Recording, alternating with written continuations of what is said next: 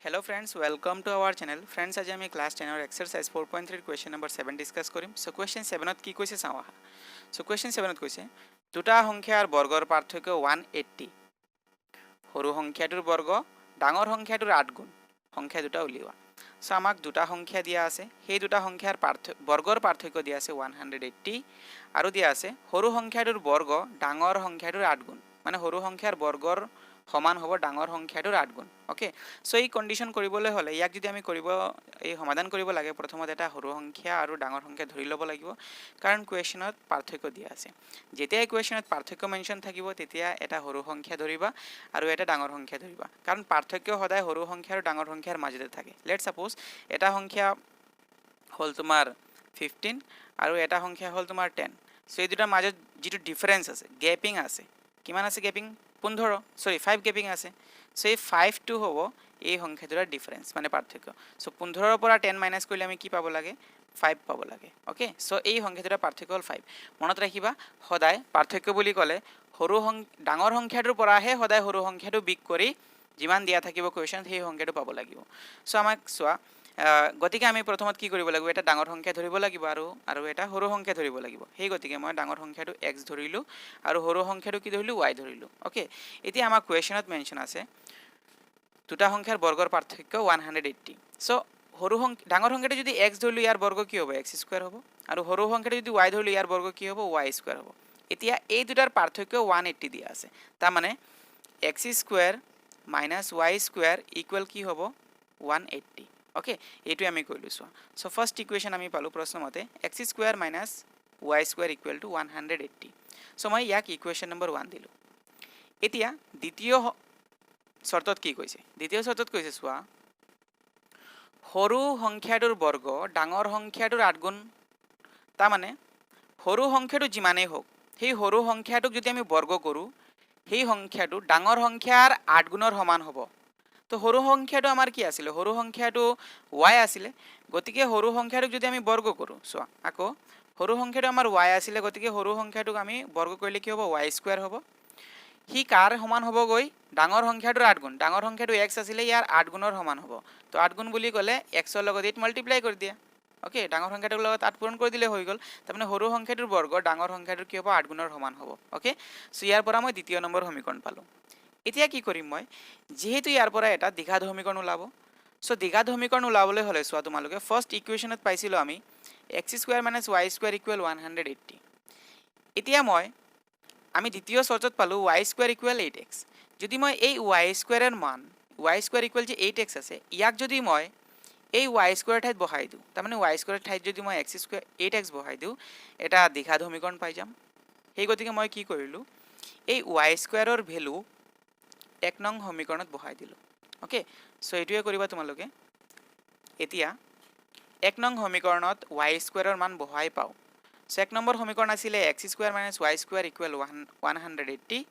So ইয়াত মই এতিয়া y স্কয়াৰৰ মান বহাই দিলো. সো x স্কয়াৰৰ ঠাইত x square as it is থাকিলে মাইনাসৰ ঠাইত মাইনাস দিলো. y স্কয়াৰ ইকুৱেল কি আছিল 2 নং সমীকৰণত চোৱা y স্কয়াৰ ইকুৱেল কি আছিল 8x আছিল. সেই গতিকে y স্কয়াৰৰ ঠাইত কি আহিব অকল 8x আহি যাব ইকুৱেল কি হ'ব 180. এতিয়া মই ইয়াত আমি কি পালো এটা দ্বিঘাত সমীকৰণ পালো. এই দ্বিঘাত সমীকৰণক ইয়াক ইকুৱেলৰ হুফালৰ পৰা আমি বাওপক্ষত লৈ আহিলো. ইয়াক এই কন্ডিশনত সজাই দিলো ax square plus bx plus c equal 0 এই সমীকৰণত সজাই দিলো. সজাৰ পিছত চোৱাটো এতিয়া তোমালোকে উৎপাদকীকৰণ পদ্ধতি দ্বিঘাত সূত্ৰ বা বৰ্গ সম্পূৰণ পদ্ধতি যিকোনো এটা প্ৰসেস এপ্লাই কৰি দিয়া ইয়াৰ পৰা তুমি x ৰ ভ্যালু পাই যাবা. x মানে ইয়াৰ মূল পাই যাবা. x ৰ ভ্যালু পালে আমি সেই সৰু সংখ্যা আৰু ডাঙৰ সংখ্যা দুটাই পাই যাম. ওকে, সো প্ৰথমত মই কি কৰিলো ইয়াক উৎপাদকীকৰণ পদ্ধতিৰে সমাধান কৰিলো. সো উৎপাদকীকৰণ পদ্ধতিৰে সমাধান কৰিবলৈ হলে কি কৰিব লাগিব প্ৰথমত যে সমীকৰণটো দিয়া থাকিব সেই সমীকৰণটোৰ আমি a * c কৰিব লাগে. ডেসক্ৰিপচনত তোমালোকে এটা ভিডিও লিংক পাবা 4.2 এক্সাৰসাইজৰ কোৱেশ্চন নম্বৰ 1 ৰ. সেই ভিডিওখন সম্পূৰ্ণ চালে তোমালোকৰ উৎপাদকীকৰণ পদ্ধতি পুৰা ক্লিয়াৰ হ'ব. তা দ্বিঘাত সূত্ৰ আৰু বৰ্গ সম্পূৰণ পদ্ধতিৰ লিংক এটাও মই দি দিম, সেইবোৰো চাই ল'বা. ওকে, সো উৎপাদকীকৰণ পদ্ধতি কৰিবলৈ হলে আটাইতকৈ প্ৰথমত আমি a * c উলিয়াব লাগে. সো a আমাৰ x স্কয়াৰ লগত থাকে তো ইয়াত একো নম্বৰ নাই x স্কয়াৰ লগত একো নাই গতিকে ইয়াত কি আছে বুলি আমি ভাবিম 1 আছে আৰু চিৰ ঠাইত চি সদায় ধ্ৰুৱক পদ হ'ব, চি সদায় অন্তিমত থাকিব, শেষত থাকিব। চ' চিৰ মান ইয়াত 180 আছে, ইয়াত আমি 180 দিলোঁ। এই দুটা যদি আমি পূৰণ কৰোঁ কি পাম? 180 পাম।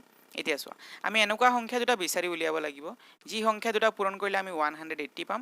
আকৌ ইয়াত মাইনাছ চাইন আছে, মাইনাছ কৰি আমি এই সংখ্যাটো পাব লাগিব, মাজৰ সংখ্যাটো। ইয়াত বি এক্স থাকে, গতিকে মাজৰ সংখ্যাটো বি হয়। চ' বি পাব লাগিব মাইনাছ কৰি। ইয়াত মাইনাছ থাকিলে মাইনাছ কৰি পাব লাগিব, ইয়াত প্লাছ থাকিলে প্লাছ কৰি পাব লাগিব। চ' এনেকুৱা সংখ্যা দুটা কি কি আছে? চ' এই সংখ্যা দুটা আমি ফেক্টৰাইজেশ্যন মেথড কৰি উলিয়াব পাৰোঁ। চ' এইটো যে যুগ্ম সংখ্যা হয়, ইয়াক আমি 2ৰে বিভাজ্য কৰিব পাৰোঁ। চ' 2ৰে কেইবাৰ যাব? এইটো 2 9 গুণ 18 হ'ব, লগত 0, মানে 2ৰে 90 টাইম যাব। আকৌ 2ৰে চোৱা, ফেক্টৰাইজ কৰি দিয়া, 245 জাৰ 90, অ'কে। 2ৰে 45 যাব, 2ৰে যিকোনো বস্তু ডিভাইড কৰা মানে এইটো হাফ যাব। 90ৰ হাফ কি হয়? 45 হয়। 180ৰ হাফ কি হয়? 90 হয়, অ'কে। এতিয়া চোৱা, 2ৰে আৰু এইটো যোৱা নাই, 2ৰে বিভাজ্য হোৱা নাই। এতিয়া আৰু ইয়াক 2ৰে লৈ যাব নোৱাৰোঁ, এতিয়া গতিকে এইটো কিহেৰে যাব? 3ৰে যাব। চোৱা, তো 3ৰে যদি যায়, 3 1 জাৰ 3, ইয়াত 4 আছিলে 3 ল'লোঁ, 1 গ্ৰেটাৰ হ'ল, নেক্সট নম্বৰ 15 হ'ব, তো 3 5 জাৰ 15। আকৌ ইয়াত আমি 15 পালোঁ। এতিয়া ইয়াত কৰি চাওঁ, 3 2 জাৰ 6, 6 2 জাৰ 12, তো 15ৰ পৰা যদি আমি 12 মাইনাছ কৰোঁ আমি 8 নাপাম। ইয়াক আকৌ কৰিব লাগিব। চোৱা, তো 3 5 জাৰ 15 পালোঁ। যদি মই ইয়াক চোৱা একবাৰ এনেকৈ কৰি চাওঁ, 5 2 জাৰ কি হয়? 10 হৈ গ'ল। 5 2 জাৰ 10, এই তিনিটা মাল্টিপ্লাই কৰিলে কি পাম আমি? 3 3 জাৰ 9, 9 2 জাৰ 18। তাৰমানে এই তিনিটা মাল্টিপ্লাই কৰি মই 18 পালোঁ, আৰু এই দুটা মাল্টিপ্লাই কৰি মই কি পালোঁ? 10 পালোঁ। 18ৰ পৰা যদি মই 10 মাইনাছ কৰোঁ কি থাকে? 8 থাকে। তো এই নম্বৰটো আমাক ছেটিছফাই কৰিব। তাৰমানে সংখ্যা 18 আৰু তুমি 10 মাল্টিপ্লাই কৰিলে 180 পাবা। পূৰণ কৰি চোৱা, এই দুটা 180 পাবা। এই দুটা বিয়োগ কৰিলেও আমি কি পাম? 8 পাম, অ'কে। চ' এই দুটা সংখ্যাক আমি এইদৰে লিখিলোঁ। চ' সদায় ডাঙৰ সংখ্যা আগত দিবা, মনত ৰাখিবা। চ' x square as it is ৰাখিলোঁ, মাইনাছৰ ঠাইত মাইনাছ দিলোঁ, এই এক্সক ইয়াত ৰখা হ'ল। তাৰপিছত এই সংখ্যাটোক আমি ভাঙি মধ্যপদ বিভাজন কৰি বহাব লাগিব। চ' এইটো সংখ্যা দুটা যি পাইছিলোঁ, এই দুটা সংখ্যা আমি ইয়াত বহাব লাগিব। সংখ্যা দুটা আছিলে 18 মাইনাছ 10, চ' ইয়াত দিলোঁ 18 মাইনাছ 10। ইয়াত মাইনাছ থাকিলে সদায় ইয়াত মাইনাছে হ'ব, মনত ৰাখিবা। ইয়াত প্লাছ হ'লে ইয়াত প্লাছ হ'ব। তাৰপিছত এইটো দিয়াৰ পিছত ইয়াত মাইনাছ 180 ইকুৱেল টু 0। এতিয়া এই এক্সডাল ইয়াৰ লগত পূৰণ কৰি দিয়া, তো x square as it is ৰাখিলোঁ। ইয়াৰ লগত যদি মাইনাছ 18 পূৰণ কৰোঁ এক্সৰ লগত, তেতিয়া কি হ'ব? Minus plus minus 18x। এতিয়া এই সংখ্যা দুটা পূৰণ কৰিম, তেতিয়া মাইনাছ মাইনাছ কি হ'ব? প্লাছ হ'ব। এক্সৰ লগত 10 পূৰণ কৰিলে কি হ'ব? 10x। Minus 180 equal to 0। এতিয়া ইয়াৰ পৰা কমন ল'ব লাগিব। চ' ইয়াত চোৱা, এক্স স্কুৱেৰ আৰু ইয়াত আছে 18x। ইয়াত কি কমন আছে? এক্স স্কুৱেৰ মানে এক্স ইনটু এক্স, আৰু 18x মানে 18 ইনটু এক্স। তো সংখ্যা দুটাত কমন আছে, এক্স কমন আছে, গতিকে মই ইয়াৰ পৰা এক্স কমন আনিলোঁ। এক্সৰ লগত যদি মই এক্স দিওঁ, তেতিয়া এক্সে কি হ'ব? এক্স স্কুৱেৰ পাই যাম। এক্সৰ লগত মাইনাছ দিলে এই মাইনাছ পাই যাম আমি। ইয়াত মাইনাছ আছে, গতিকে মাইনাছ দিয়া হ'ল। এক্সৰ লগত কি মাল্টিপ্লাই কৰিলে আমি 18x পাম? 18। চ' এক্সৰ লগত যদি 18 পূৰণ কৰোঁ কি পাম আমি? 18x পাম, অ'কে। ইয়াত যি হ'ব এই ব্ৰেকেটখনত তোমালোকে ছেম ৰাখিবা। উৎপাদকীকৰণ পদ্ধতিত পূৰা ক্লিয়াৰ আছে, তোমালোকে ডেছক্ৰিপশ্যনত লিংক পাবা, সেই ভিডিঅ'খন পূৰা চাই ল'বা, ক্লিয়াৰ হ'ব পূৰা, অ'কে। এতিয়া ইয়াত যি হ'ব, এইখন ব্ৰেকেটত যি হ'ব ইয়াত ছেম হ'ব। আৰু এই এক্সৰ লগত ইয়াত কি সংখ্যা বহালে এই সংখ্যা দুটা পূৰণ কৰিলে তুমি 10x পাবা। এক্সৰ লগত যদি ইয়াত এক্স আছে, চোৱা কি নাই? 10 নাই, গতিকে ইয়াত যদি আমি 10 পূৰণ কৰোঁ কি পাম? আমি 10x পাম। সেই গতিকে মই ইয়াত 10 দিলোঁ।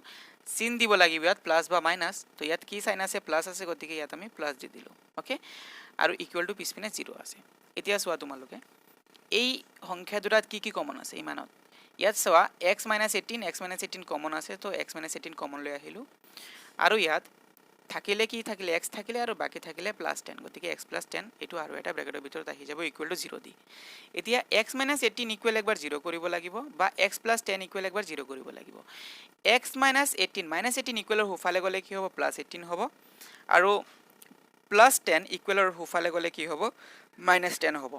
এক্স আমাৰ ডাঙৰ সংখ্যা আছিলে, চ' এক্স মাইনাছ হ'ব নোৱাৰে, কাৰণ মাইনাছ সদায় সৰু নম্বৰ হয়, এইটো মনত ৰাখিবা। চ' এক্স ডাঙৰ সংখ্যা আছিলে, চ' এক্স যে আমি ধৰিছিলোঁ, এক্স কি ধৰিছিলোঁ আমি? ডাঙৰ সংখ্যা এক্স ধৰিছিলোঁ, সৰু সংখ্যা আমি ৱাই ধৰিছিলোঁ। চ' ডাঙৰ সংখ্যাটো মাইনাছ হ'ব নোৱাৰে। চ' সেই গতিকে এক্স আমাৰ 18 গ্ৰহণযোগ্য হ'ব, মাইনাছ 10 গ্ৰহণযোগ্য নহয়, সেই গতিকে আমি ইয়াক নট ইকুৱেল কৰি দিলোঁ। তো ডাঙৰ সংখ্যাটো আমি 18 পালোঁ। এতিয়া আমাক সৰু সংখ্যা লাগিব। সৰু সংখ্যাটো কি আছিলে? ৱাই আছিলে। চ' সেই সৰু সংখ্যাটো পাবলৈ আমি কি কৰিলোঁ? এইটো যে দ্বিতীয় নম্বৰ যে সমীকৰণ আছিলে, 2 নম্বৰ সমীকৰণ যে আছিলে আমাৰ লগত, ৱাই স্কুৱেৰ ইকুৱেল 8x যে আছিলে 2 নম্বৰ সমীকৰণত, ইয়াত যদি মই এক্সৰ ঠাইত যদি এক্সৰ মান বহাই দিওঁ, ইয়াত কেলকুলেশ্যন হৈ যি ওলাব ভেলু, সেইটো ৱাইৰ ভেলু হ'ব। সেই গতিকে মই এক্সৰ ভেলু 2 নং সমীকৰণত বহাই পাওঁ। মানে আমাক যিহেতু ৱাইৰ মানো লাগিব, সেই গতিকে মই 2 নম্বৰ সমীকৰণত xৰ মান বহাই পাওঁ আকৌ xৰ মান 2 নং সমীকৰণত বহাই পাওঁ সো 2 নং সমীকৰণ আছিলে y² = 8x তো 8ৰ ঠাইত আমি 8 দিলো এই দুটা ইনটু হৈ আছে গতিকে ইনটু xৰ ঠাইত 18 দিলো বিকজ আমি x ইকুৱেল কি পাইছিলো 18 পাইছিলো ওকে সো ইয়াত 18 দিয়া হ'ল y² এজ ইট ইজ ৰাখিলো এই দুটা মাল্টিপ্লাই কৰিলে এই দুটা যদি আমি পূৰণ কৰো 18 লগত 8 যদি পূৰণ কৰো 144 পাম সো ইয়াত আমি 144 দিয়া হ'ল এতিয়া যেহেতু আমি y এর ভ্যালু উলিয়াব লাগে আমি ইয়াত y² এর ভ্যালু পালো সো y এর ভ্যালু উলিয়াবলে হলে স্কয়ার খনক ইকুৱেলৰ বাও পক্ষৰ পৰা হুফালে লৈ যাব লাগিব সো হুফালে লৈ গলে কি হয় স্কয়ার যদি হুফালে যায় প্লাস মাইনাস ৰুট হৈ যায়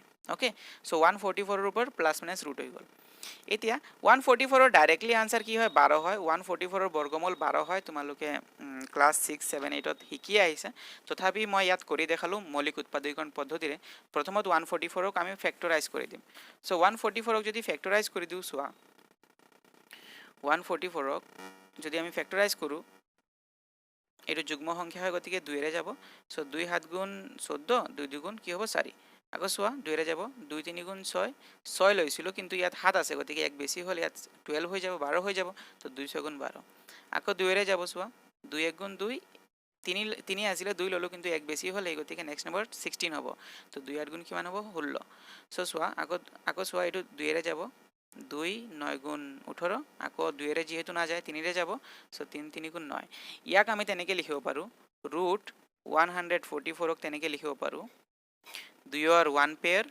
2 স্কয়াৰ আকৌ সোৱা 2 স্কয়াৰ স্কয়াৰ কৰাৰ মানে হল আমি কাৰণ স্কয়াৰ ৰুট কি হয় ক্যান্সেল হয় আৰু কি হয় 3 স্কয়াৰ সোৱা এই গতিকে মই ইয়াত plus minus as it is ৰাখি 2 1 পেয়াৰ কৰিলো 2 স্কয়াৰ কৰি দিলো আকৌ এই দুটা দুইক আমি 2 স্কয়াৰ কৰি দিলো আকৌ 3 দুবাৰ আছে গতিকে মই 3 স্কয়াৰ কৰি দিলো এতিয়া কি হয় স্কয়াৰ ৰুট ক্যান্সেল হয় গতিকে স্কয়াৰ ৰুট ক্যান্সেল হৈ গল তো আমাৰ হাতত থাকিলে 2 থাকিলে আৰু 3 থাকিলে মানে দুটা 2 থাকিলে আৰু এটা 3 থাকিলে তো এই তিনিটা পূৰণ কৰিলে কিমান হ'ব 2 2 4 4 3 12 ওকে সো এই তিনিটা পূৰণ কৰি আমি কিমান পালো 12 পালো গতিকে সৰু সংখ্যাটো প্লাসতো হ'ব পাৰে মাইনাসতো হ'ব পাৰে কাৰণ ইয়াত বৰ্গৰ কথা উল্লেখ আছে সৰু সংখ্যাটো সদায় সো বৰ্গ মাইনাসও কৰিলেও এটো প্লাসতে ওলাব মনত ৰাখিবা সো সৰু সংখ্যাটো প্লাস 12 হ'ব পাৰে মাইনাস 12 হ'ব পাৰে সো কন্ডিশন তেনেকৈ হ'ব ডাঙৰ সংখ্যাটো 18 হলে সৰু সংখ্যাটো হ'ব 12 ওকে বা ডাঙৰ সংখ্যাটো 18 হলে সৰু সংখ্যাটো হ'ব -12 ইয়াক তোমালোকে এনেকৈ লিখিব পাৰা ডাঙৰ সংখ্যাটো 18 আৰু সৰু সংখ্যাটো